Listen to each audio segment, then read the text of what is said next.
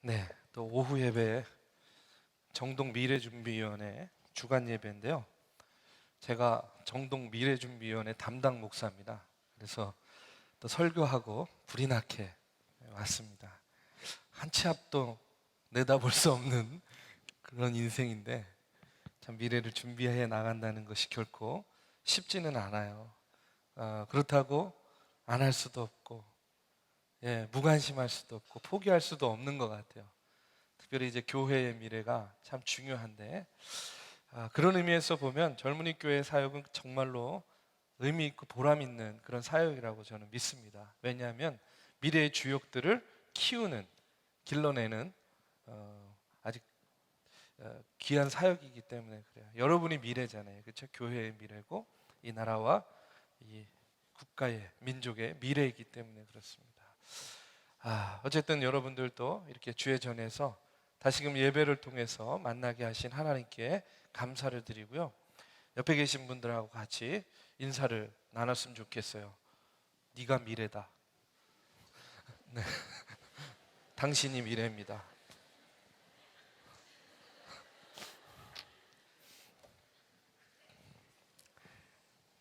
제가 좀 숨을 돌리려고 그랬습니다. 어제 국내 선교 평가회를 가졌습니다. 국내 선교. 그래서 평가회를 하면서 좋았던 점, 또 개선해야 될 점들, 또 아쉬운 점들에 대해서 여러 가지 이야기들을 나눴어요. 이야기, 우리 청년들이 하는 이야기들의 내용들이 뭐 이런 겁니다. 준비한 것들은 많았는데, 또 할 수 있는 것들은 많았는데, 또 해야 되는 것들이 여러 가지 있었는데, 그런 것들을 제대로 하지 못해서 결과적으로는 아쉬웠다 하는 그런 아쉬움의 표현들이 많이 있었어요. 그래서 너무 아쉬운 나머지요, 빗샘 교회는 아마 돌아오는 주말에 다시 가가지고요 뒤풀이 한대요. 또 아쉬운 분들이 계실 것 같아서 그 다음 주죠, 새누리교회에서는요 아직 다 못한 벽화가 있습니다. 동네 벽화. 네, 또 그것을 이제 마무리하기 위해서 우리가 또 새누리교회에 벽화 작업을 하러 또 이렇게 가게 됩니다. 여러분, 무슨 일이든지요, 지나고 보면 좀 아쉽고 후회스러운 그런 일들이 많이 있는 것 같아요. 우리 인생도 마찬가지라고 생각이 됩니다. 지나고 보면 후회도 많이 남고 아쉬움도 많이 남는 것이요, 인생이라고 생각이 돼요. 저도 이제 창세기 강해를 시작한 지요, 제가 이렇게 보니까 작년 9월 14일 날 주일 날 창세기 강해를 시작했어요. 벌써 이제 1년이 된 거예요. 창세기 강해하면서 한 살을 먹어버렸습니다. 근데 다음 주에 이제 창세기 강해가 끝나게 돼요. 그래서 이렇게 돌아보니까 조금 아쉬움이 있어요. 좀 더 열심히 준비할 걸, 좀 더 하나님께서 주시는 지혜로 또 영감으로 준비할 걸 하는 그런 아쉬움들이 참 많이 있어요. 그래서 여러분들한테 일단 먼저 죄송합니다. 너무나 오랫동안 창세기 강해를 끌고 와서 너무 죄송스럽기도 하고, 좀 더 열심히 준비했으면 좋았을 걸 하는 그런 아쉬움도 있고요. 늘 언제나 그런 것 같아요. 우리의 삶의 여러 부분들이 그때 당시는 모르는데 지나고 보면 이렇게 아쉬운지 모르겠어요. 그래서 여러분들과 함께한 그런 창세기 강해를 통해서 함께한 1년이요 얼마나 감사한지 몰라요. 다음 주에는 뭐 책거리라도 해야 되나? 제가 떡이라도 돌려야 되나요? 한번 기대해 보시기 바랍니다. 여러분, 오늘 본문에 나오는 야곱이 그런 마음이었던 것 같아요. 이제 죽음을 목전에 두고요, 비슷한 심정이 아니었을까 하는 그런 생각을 해보게 됩니다. 지난 삶을 돌아보니까 아쉬움이 있는 거예요. 내가 너무나 나 중심적으로 살았구나. 내가 하나님의 뜻을 조금만 더 분별하고 또 하나님을 더 의지하는 삶을 살았다면 내 인생의 내용이 참 많이 달라졌을 텐데 하는 그런 아쉬움이 있었을 거예요. 그러면서 돌아보면서 이야기하는 겁니다. 그래도 참 우여곡절 많았지만, 굴곡이 많았지만 하나님께서 출생에서부터 지금에 이르기까지 나를 길러주셨구나. 우리 지난주에 말씀을 통해서 살펴봤습니다. 그리고 이런 인생의 회한 가운데에 이제 자신이 떠난 자리에서 계속해서 하나님과의 관계 속에서 살아갈 후손들, 그 후손들을 위해서 이제 야곱이여 마지막 힘을 다해서 그들을 축복하고 또 그들의 삶에 대해서 예언하는 그런 말씀이요 오늘 본문에 나옵니다. 그는요 혼신의 힘을 다해서 예언을 해요. 축복을 해줍니다. 49장의 말씀에 보면 이제 장자인 루벤을 시작으로 해가지고요 한 사람 한 사람 예언의 말씀을 전해요. 근데 자세히 한번 여러분 읽어보세요. 어떤 자녀는요 이게 축복인지 저주인지 좀 헷갈리는 그런 내용도 있어요. 여러 가지. 그런데 오늘 말씀에 보면 유난히 두 사람, 누구냐면요 유다하고 요셉에게만큼은요 정말로 말할 수 없는 그런 축복의 말씀으로 그를 축복해주고 그의 삶에 대해서 예언을 하는 것을 보게 돼요. 여러분 오늘 말씀을 통해서 그런 생각해요. 하나님께서 어떤 사람을 눈여겨보시는가? 하나님께서는 어떤 사람을 사용하시는가? 오늘 야곱이요 자신의 손자들을 축복하는 이 내용을 통해서 우리가 그와 같은 것들을 좀 나누려고 합니다. 오늘은 특별히 유다에게 초점을 맞춰서 말씀을 나누려고 해요. 여러분 유다를 축복하는 내용을 보면요 8절에 보면 야곱이요 유다에게 이렇게 이야기합니다. 너는 형제들의 찬송이 되며 내 아비의 아들들이 내 앞에 절하리로다 하고 이렇게 축복을 하고 있습니다. 9절 말씀에 보면 사자 새끼라는 말이 나와요. 이것은요 애기 사자를 말하는 것이 아니라 힘있고 용맹한 여러분과 같은 그런 젊은 사자를 의미하는 거예요. 10절에 보면 홀이 유다를 떠나지 아니하며 라고 이야기하는데 홀은요 왕의 지팡이를 이야기하는 거예요. 이게 무슨 말이냐면 이제부터 왕권이 유다 지파를 통해서 계속 이어지게 될 것이다 하는 것을 예언하고 있는 겁니다. 실제로 어떻게 됩니까? 다윗 왕 이후로요 이 왕권이요 유다 지파를 통해서 계속해서 이어지는 것을 볼 수 있어요. 11절에서 12절 말씀에 보면 물리적인 풍요와 번영을 그가 이제 예언하고 있어요. 중요한 것은요 10절 하반부에 보면 실로가 오시기까지 이르리니 하고 이렇게 이야기를 해요. 실로는요 안식을 주는 사람을 의미합니다. 다시 말해서 누구를 의미하냐면 메시아를 의미하는 거예요.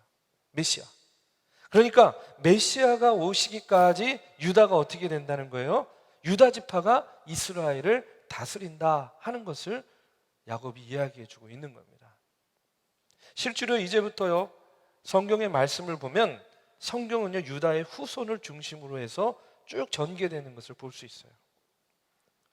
여러분 이제까지 우리가 창세기의 말씀을 오랫동안 나눴는데 유다는요 별로 두드러진 사람이 아니었어요. 그렇죠? 두드러진 아들이 아니었어요.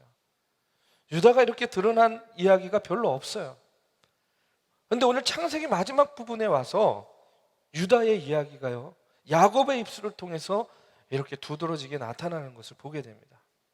왜 하나님께서 야곱을 통해서 유다가 어떤 인물이었길래 유독 그에게 이와 같은 축복의 말씀, 축복의 예언을 전해주고 있는가?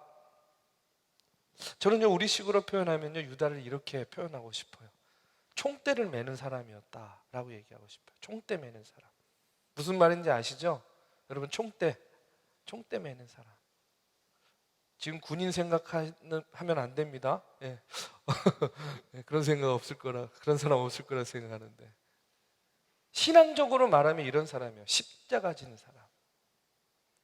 자기 십자가뿐만 아니라 남의 십자가, 누군가를 위해서 자기가 대신 총대 메고 십자가 지는 사람. 유다가 바로 그와 같은 인물이었다는 그런 이야기예요. 여러분 유다의 삶을 보면요 그 내용을 확인할 수가 있어요. 유다가 다른 형제들이 요셉을 죽이려고 했을 때에 요셉을 죽음에서 구원해냅니다. 창세기 37장 26절에서 27절의 말씀에 보면 유다가요 요셉을 죽이려는 형제들에게 이렇게 이야기합니다. 유다가 자기 형제에게 이르되 우리가 우리 동생을 죽이고 그의 피를 덮어둔들 무엇이 유익할까? 자, 그를 이스마엘 사람들에게 팔고 그에게 우리 손을 대지 말자.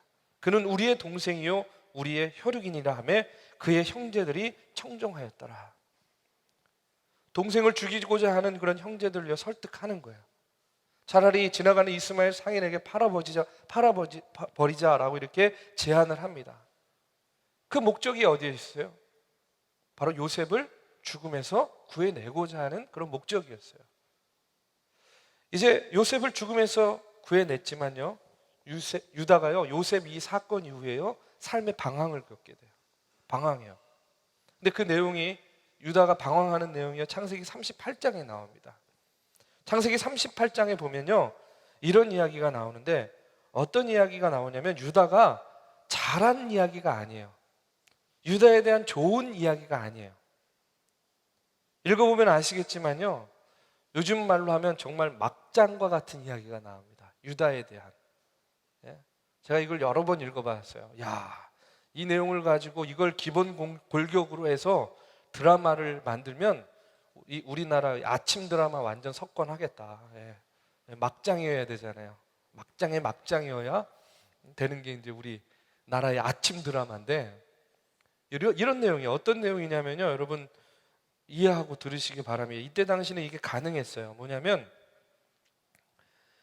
유다가요, 요셉을 죽이려고 했던 다른 형제를 떠나서 가나안 사람 수아라고 하는 사람의 딸과 결혼해서 이제 살았을 때의 일이 나옵니다. 그러니 아들 3명을 낳았어요. 그런데 유다의 가정생활이 그렇게 행복하지 않았어요. 왜 그러냐면 큰아들 엘이요, 다말이라는 여인하고 결혼을 합니다. 그런데 결혼을 했는데 금방 죽었어요. 큰아들이 아이가 없이 죽었기 때문에 장자의 유업을 이어줘야 돼요. 이게 유대의 전통입니다. 그래서 당시 결혼 풍습에 의해서 이제 둘째 아들이 형수죠, 다말하고 결혼을 해야 되는 거예요. 그래서 결혼을 했어요. 그런데 또 죽었어요. 아들 둘이 갑자기 죽으니까요, 어떻게 되느냐, 유다가요, 남은 셋째 아들까지 다말에게 주고 싶지 않았어요. 전 충분히 이해가 됩니다. 주고 싶지 않았어요. 그래서 유다가 며느리 다말에게 이렇게 이야기해요. 셋째 아들이 장성할 때까지 집에 가서 기다려라 하고 이렇게 이야기합니다. 셋째 아들을 다말에게 장가들어 이제 자손을 얻지 못하게 하기 위해서 이런 일을 이제 벌이게 되는 거예요. 그런데 며느리 다말의 입장에서 이렇게 보니까 이렇게 그냥 뒀다가는 자기가 결국에는 아이가 없이 죽게 될 것 같아요. 그래서 계책을 꾸밉니다. 어떤 계책을 꾸미냐면 시아버지가 지나가는 길에 창녀로 분장을 하고 시아버지를 유혹해요. 완전 막장이죠. 근데 유다가요 또, 우리는 점 하나만 이렇게 붙여도 모르잖아요, 그렇죠? 유다가요 다말인 줄은 몰라요. 다말인 줄은 모르고 관계를 맺어요. 그리고 나중에 그 값을 치르겠다고 증표를 하나 주고 돌아왔는데 그날 그만 아이가 들었어요. 유다가 이제 며느리 다말이요, 임신을 했다고 하는 말을 듣게 됩니다. 우리 며느리가 어떻게 임신을 해? 이건 용서할 수 없는 일이야 라고 생각을 해서요, 이제 그녀를 죽음의 형벌로 다스리려고 해요. 왜냐하면 당시 풍습에 의하면 이렇게 혼자 있는 여인이 임신을 하면요, 돌로 쳐서 죽이는 그런 풍습이 있었어요. 그런데 다말이요, 제시한 증거가 있어요. 증거를 제시합니다. 그리고 그녀가 임신한 아이가 바로 본인의 아이다 라는 것을요 알게 돼요. 그리고 며느리 다말이 그렇게 행동한 까닭이 자기가 셋째 아들을 며느리에게 주겠다는 그 약속을 지키지 않아서 그와 같은 계략을 꾸민 것이다 하는 것을요 그가 알게 됩니다. 그런데 이때까지만 해도 이 일은요 며느리 다말과 유다 본인만 아는 일이에요. 여러분 같으면 이런 상황에서 어떻게 하시겠습니까? 남자들이 대답해야 됩니다. 사실 이 질문에 어떻게 할 것 같아요? 며느리와 유다만, 본인만 알고 있는 일이에요. 또 이 일이 드러나면 어떻게 됩니까? 엄청난 충격입니다. 파문이고 정말로 가문의 수치가 되는 일이에요. 보통 사람 같으면 어떻게 하겠습니까? 이 일이 너무 충격적이고 부끄러운 일이기 때문에 감추기에 급급했을 것 같아요. 어느 고등학교 교장 선생님들과 같이 감추기에 막 급급했을 거예요. 나는 모르는 일이다. 나는 그렇게 하지 않았다. 양심을 속이고 자신의 범죄와 수치를 영원히 감추려고 어쩌면 제일 쉬운 방법은 뭐예요? 며느리 다말을 그 당시의 풍습대로 돌로 쳐서 죽이면 끝나는 거였어요. 그런데 유다는요, 그 순간에 며느리 다말에 대해서 창세기 38장 6절의 말씀에 보면 이렇게 이야기합니다. 그는 나보다 옳도다. 그는 나보다 옳도다. 이렇게 솔직히 자기 잘못을 인정하고 선언합니다. 이 선언 때문에 다말은요, 죽지 않고 목숨을 건지게 돼요. 이렇게 해서 다말이 아이를 낳게 되는데 또 쌍둥이를 낳았어요. 쌍둥이. 정말 재밌지 않습니까? 여러분 창세기 38장 꼭 개인적으로 읽어보시기 바라요. 쌍둥이를 낳았어요. 이 쌍둥이가 세라와 베레스라는 아이들이었어요. 그런데 여러분 여기에 기가 막힌 사실이 숨겨져 있어요. 뭐냐면 훗날 베레스의 혈통에서 다윗이 태어나고요. 그 다윗의 후손 가운데 누가 태어납니까? 바로 예수 그리스도가 태어나게 되는 거예요. 성경은요, 이와 같은 이 폐륜적인 사건을요 자세히 다루고 있어요. 왜 그랬을까? 여러분, 이 사건을 통해서 유다가 어떤 사람인지, 하나님께서 왜 유다에게 그렇게 복을 주셨는지 그것을 알 수 있기 때문에 그래요. 베레스가 태어날 수 있었던 것도 뭡니까? 유다가 자기 자신의 잘못을 덮으려고 하지 않고 감추려고 하지 않고 솔직하게 인정하였어요. 며느리가 나보다 옳도다 이렇게 선언하면서 그 며느리를요 살려주었기 때문이에요. 여러분, 하나님께서는 이런 유다를 주목하신 겁니다. 유다는 요셉에게도 그랬어요. 며느리 다말에게도 그랬어요.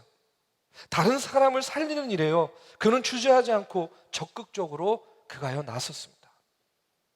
심지어는요 자기 부끄러운 일, 수치스러운 일, 이런 것들도 다 드러내고 고백하고 인정하고 있는 거예요. 그리고 다른 사람을 살려내는 역할을 그가 기꺼이 감당하고 있어요. 여러분, 이것을 신앙적으로 표현하면 뭐라고 이야기했습니까? 십자가를 지는 삶이라는 거예요. 세상적으로 얘기하면 뭐예요? 총대 매는 거예요. 유다가 하나님의 마음에 들었던 것은요 바로 이와 같은 유다의 모습, 바로 이와 같은 유다의 태도 때문이었다고 저는 믿습니다. 한 가지만 더 이야기하면요, 유다가 기근이 들어서 이제 곡식을 사러 애굽으로 형제들과 함께 내려갔을 때에 동생 베냐민을요 꼭 데려가야 됐어요. 왜 그러냐면 애굽의 총리가 된 요셉이요 베냐민을 데려와야만 된다고 얘기했기 때문에 그래요. 그런데 아버지 야곱이요 완강하게 거부하죠. 내가 요셉도 잃었는데 어찌 베냐민까지 잃을 수 있겠느냐. 그때 유다가 아버지 야곱을 설득합니다. 창세기 43장 8절에서 9절의 말씀에 보면 이렇게 이야기해요.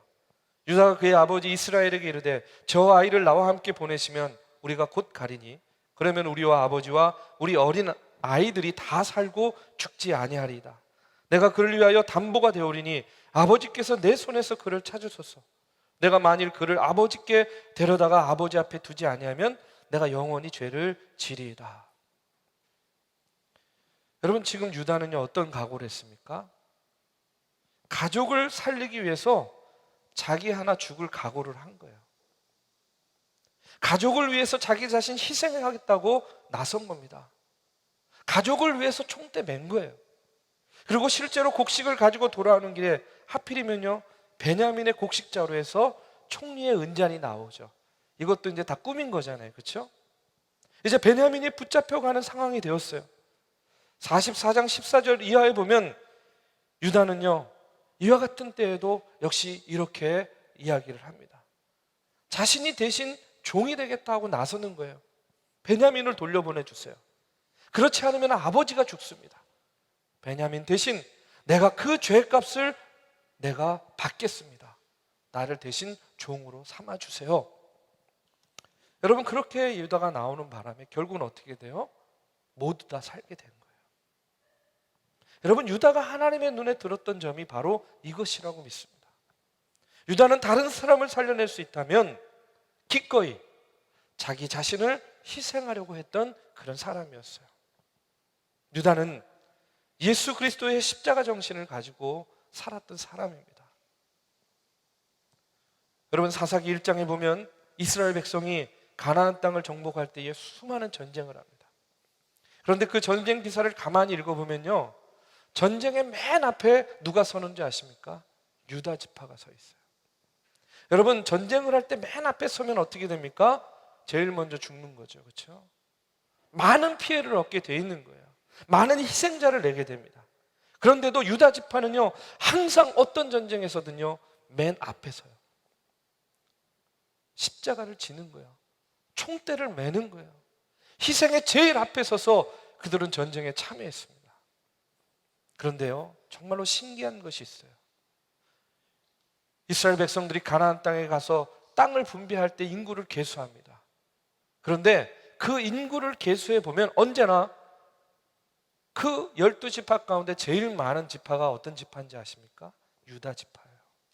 유다 지파가 제일 많아요. 여러분 놀라지 않아요? 전 너무 놀랐어요.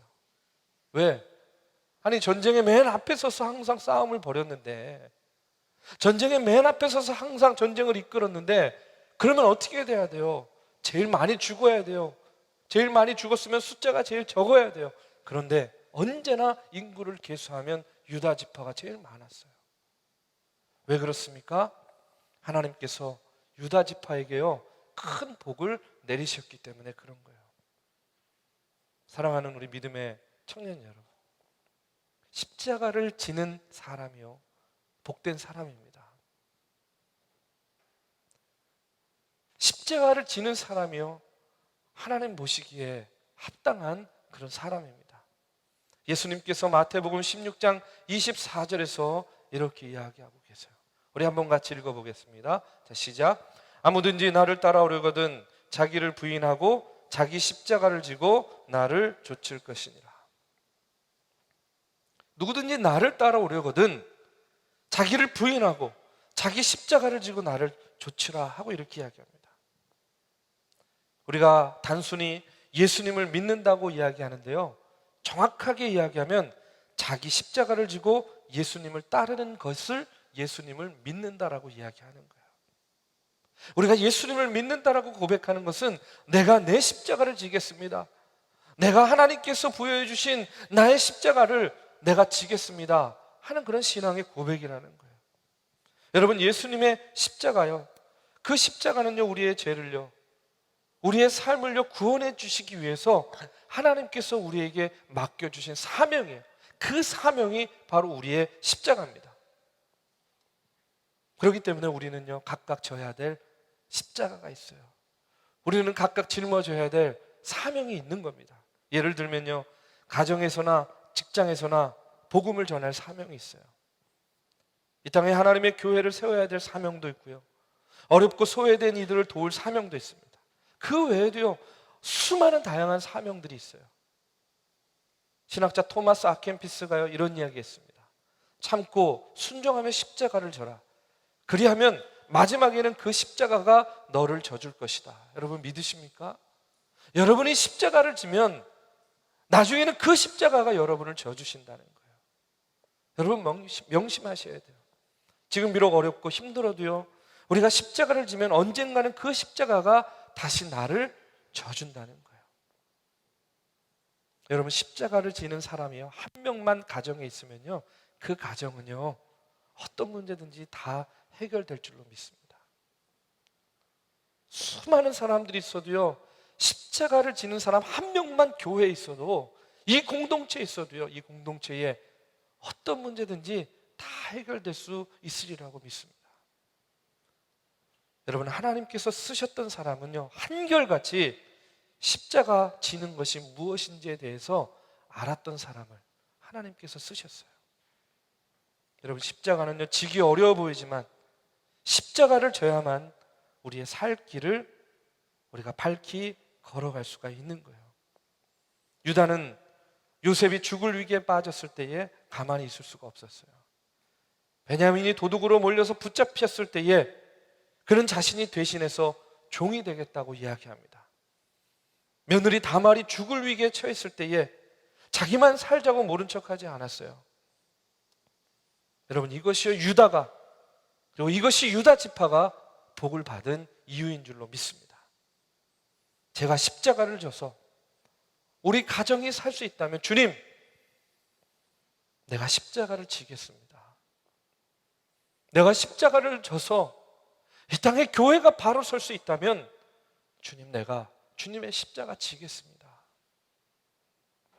주님, 내가 십자가를 져서 이 나라의 민족이 정말로 하나님의 택함 받은 백성이 될 수 있다면 내가 하나님의 십자가 지겠습니다. 여러분, 이렇게 십자가를 지게노라 나서는 자를요, 하나님께서는 결코 외면하지 않습니다. 우리가 함께 교회를 섬기고 우리가 함께 많은 일들을 감당하다 보면요, 때때로 갈등이 생길 수도 있어요. 어려운 일도 생깁니다. 특별히 우리가 국내 선교 수련회 다녀왔잖아요. 많은 사람들이 모여서 함께 일을 하고 사역하다 보면 어려움과 갈등이 생길 수도 있어요. 그런데 그런 때에 여러분, 유다처럼 다말의 목숨을 건져주려고 그가 나보다 옳도다, 우리가 이런 마음을 가지고 섬긴다고 한다면요, 저는요, 이 공동체에서 다윗과 같이 이 민족을 섬길 수 있는 그런 위대한 인물이 세워질 줄로 믿습니다.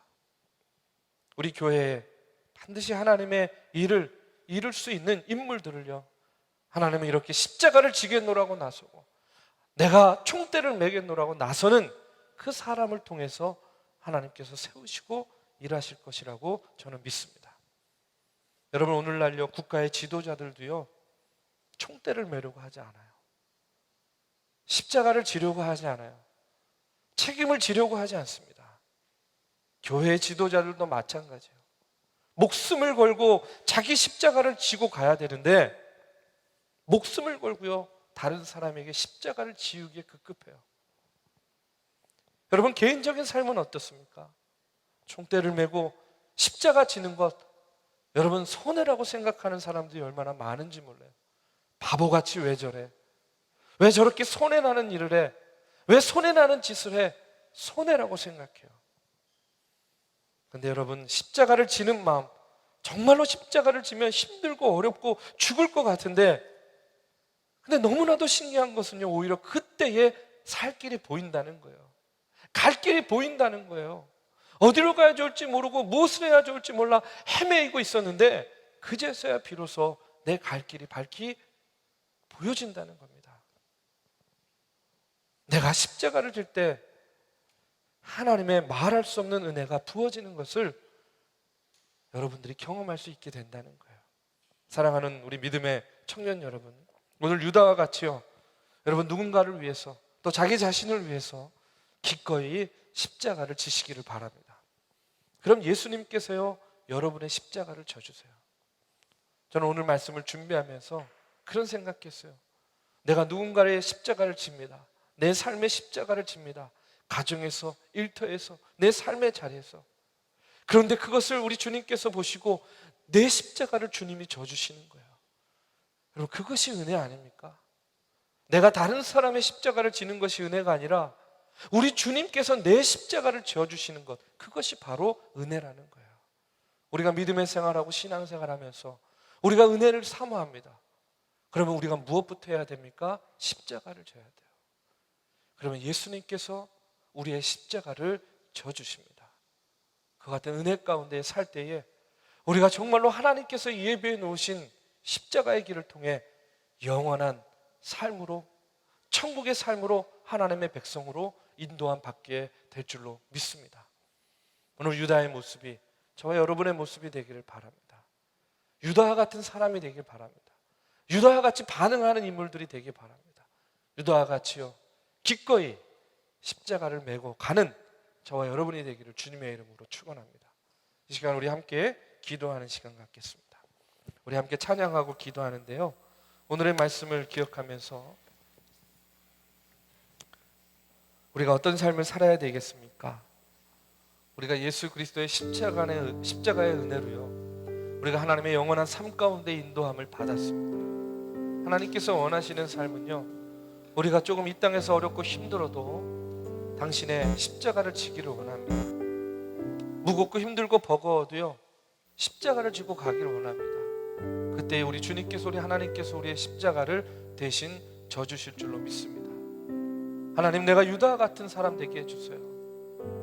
남들이 다 하기 싫어 외면하고 거절하고 거부하는 일들 가운데 그것이 하나님께서 원하시는 일이라면 내가 기꺼이 제가 하겠습니다. 내가 나서겠습니다. 주님, 내가 여기 있습니다. 담대히 나설 수 있는 그런 용기를 허락해 주세요. 이런 마음으로 우리 함께 찬양하고 기도하는 시간 갖겠습니다. 우리 가사를 생각하면서 다 자리에서 일어나셔서 함께 찬양합니다.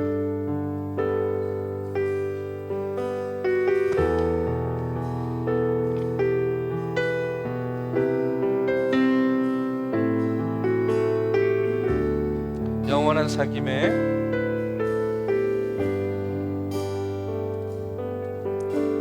영원한 사귐에 날 초대하시네. 주님을 누리며 사는 것, 날 지으신 대로 날 부르신 대로 주님과 함께 걷는 삶, 이것이 영원한 삶, 이것이 영원한 삶, 참 하나님과 그 아들 아는 삶, 이것이 영원한 삶, 이것이 영원한, 내가 주 안에, 내가 주 안에, 주님 내 안에 늘 거하는 삶. 이제 우리 다시 한번 찬양합니다. 가사를 생각하면서요. 우리 영원한 사귐에 날 초대해 주시는 그 사귐에 날 초대하시네. 주님을 누리며 사는 것, 날 지으신 대로 날 부르신 대로 주님과 함께 걷는 삶, 이것이 영원한 삶, 이것이 영원한 삶, 이것이 영원한 삶, 참 하나님과 그 아들 아는 삶, 이것이 영원한 삶, 이것이 영원한 삶, 내가 주 안에, 주님 내 안에 늘 거하는 삶. 우리 다시 한번 찬양합니다. 영원한 사귐에, 영원한 사귐에 날 초대하시네. 주님을 누리며 사는 것, 날 지으신 대로 날 부르신 대로 주님과 함께 걷는 삶, 이것이 영원한 삶, 이것이 영원한 삶, 참 하나님과 그 아들 아는 삶, 이것이 영원한 삶, 이것이 영원한 삶, 내가 주 안에, 주님 내 안에, 이것이 영원한 삶, 이것이 영원한 삶, 이것이 영원한 삶, 참 하나님과 그 아들 아는 삶, 이것이 영원한 삶, 이것이 영원한 삶, 내가 주 안에, 주님. 우리 다시 한번 고백합니다.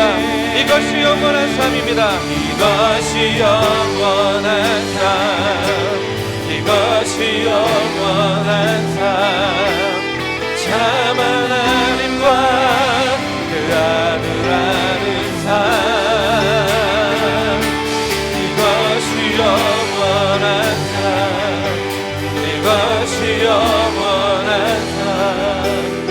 내가 주 안에, 주님 내 안에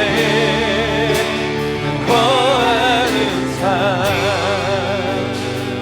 이 시간 우리 함께 기도합니다. 오늘의 말씀을 기억하면서 여러분, 우리가 지어야 될 십자가가 늘 있습니다. 우리의 가정에서 다른 사람이 해주면 좋겠는데, 우리의 일터에서 내가 아니면 참 좋겠는데, 우리의 학교에서 내가 짊어질 십자가가 너무나도 힘겹고 버거운데 왜 하나님 나여야만 됩니까? 왜 내가 져야만 됩니까? 왜 내 십자가는 이렇게 무겁습니까? 우리가 날마다 참으로 하나님께 부르짖어 기도할 때가 얼마나 많습니까? 답답함 가운데에, 절망 가운데에, 고통 가운데에 하나님 나의 십자가를 걷어 주시옵소서 기도할 때가 얼마나 많이 있습니까? 이 시간 오늘 말씀을 기억하면서, 그렇지만 유다와 같이 우리가 하나님의 십자가를 질 때에, 내 삶의 십자가를 질 때에 하나님께서 그와 같은 사람을 사용하여 주시고 세워주시고 이끌어주시고 인도하여 주심을 여러분 기억하시고, 하나님 내가 십자가를 지겠습니다. 내가 총대를 매겠습니다. 하나님 다른 사람에게 떠넘기지 않겠습니다. 미루지 않겠습니다. 주님 내가 여기 있습니다. 나를 사용하여 주시옵소서. 이렇게 기도함으로 나아가는 저와 여러분이 되기를 간절히 바랍니다. 이 시간에 다 같이 통성으로 기도하겠습니다. 함께 기도합니다. 사랑의 주님, 아버지 하나님이여, 나의 삶의 십자가가 너무나 무겁습니다. 내 삶의 십자가가 너무나도 버겁습니다. 하나님 아버지, 나에게 왜 이렇게 크고 무거운 십자가를 짊어지게 하십니까? 하나님 아버지 하나님이여, 벗을 수만 있다면, 아버지 피할 수만 있다면 하나님 아버지 피하고 싶고 아버지 내려놓고 싶습니다. 주여 아버지 하나님이여, 주님 아버지 나의 십자가 내가 어떻게 짊어지고 가겠습니까? 우리가 날마다 삶의 무게로 인하여, 내 삶의 십자가로 인하여 내가 기도할 때가 많습니다. 내가 아버지 하나님이여 부르짖어 기도할 때가 많습니다. 내가 아버지 하나님을 원망할 때가 많았습니다. 내가 하나님을 떠날 때가 너무나도 많이 있었습니다. 주여 아버지 하나님이여, 불쌍히 여겨주시옵소서, 긍휼히 여겨주시옵소서. 아버지 내 삶의 십자가가 너무 무겁고 버거운데, 오늘 아버지 하나님의 주신 말씀과 같이 유다와 같이 아버지 하나님의 모든 이들이 아버지 하나님의 치료가 아니할 때에, 모든 이들이 두렵고 떨려 아버지 하나님 피하고 해피하고 할 때에, 아버지 벗어나고자 할 때에, 주여 아버지 하나님이여 기꺼이 아버지 하나님의 십자가를 지으라고 아버지 하나님의 나설 수 있는 귀한 용기와 믿음을 허락하여 주시옵소서. 내가 연약하고 부족합니다. 내 믿음이 아직도 연약하고 부족하였습니다. 아버지 하나님께서, 우리 주님께서 원하시는 가정의 십자가, 아버지 일터에서의 십자가, 아버지 내 앞에서의 십자가를 내가 기꺼이 지지 못할 때가 너무나도 많이 있습니다. 감격을 허락하여 주시옵소서, 용기를 허락하여 주시옵소서, 매정을 허락하여 주시옵소서. 오늘 예수 그리스도의 말씀을 따라 주시옵소서. 자기를 부인하고 아버지 하나님 당신의 십자가를 지고 나를 따르라고 그 아버지 하나님 예수님의 말씀을 듣고 나아가는 우리의 삶의 십자가의 삶, 아버지 하나님의 영원한 삶, 영생의 삶을 아버지 하나님 인도해 주실 줄로 믿습니다. 아버지 이것이 우리의 삶이 되게 하여 주시옵소서. 이것이 아버지 우리의 고백이 되게 하여 주시옵소서. 이것이 우리의 삶의 내용이 되게 하여 주시옵소서.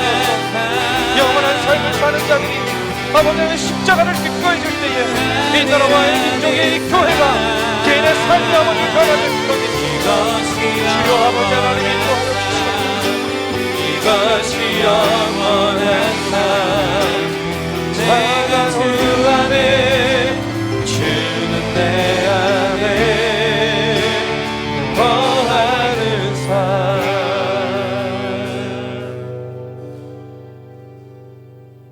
사랑의 주님, 오늘 말씀을 통하여 다시 한번 주님께 기도합니다. 때로는 지치고 고날 때가 많이 있습니다. 짐이 너무 무거워서 아버지 주저앉아 낙심하고 절망할 때가 너무나도 많이 있습니다. 왜 다른 사람보다 크고 무겁고 참으로 버거운 십자가를 내게 지우시는지 몰라. 때로는 하나님을 원망할 때도 있고 통곡하며 하나님께 부르짖어 기도할 때도 있습니다. 주여, 우리 믿음의 청년들의 삶을 아시오니, 그 부르짖음을 아시오니 주님 응답하여 주시옵소서. 오늘 주시는 말씀에 힘을 얻어서 유다와 같이 삶의 십자가를 기꺼이 지고자 하나님 앞에 나를 드리고 하나님 앞에 나설 수 있는 용기와 믿음을 또한 허락하여 주시옵소서. 내가 십자가를 질 때에 주님께서 나의 십자가를 져주심을 믿고 아버지 담대히 나아가는 귀한 믿음의 청년들 되게 하여 주시옵소서. 이제는 우리 구주 예수 그리스도의 은혜와 살아계신 하나님의 역사하심과 성령님의 감화 감동 교통하심이 오늘도 주의 전에 나와 신령과 진정으로 예배드리며 하나님께서 삶 가운데 주신 그 삶의 십자가들을 기꺼이 지고 나아가겠노라고 다짐하는 사랑하는 정동의 청년들 머리 위에 이제로부터 영원까지 함께하기를 간절히 축원하옵나이다. 아멘.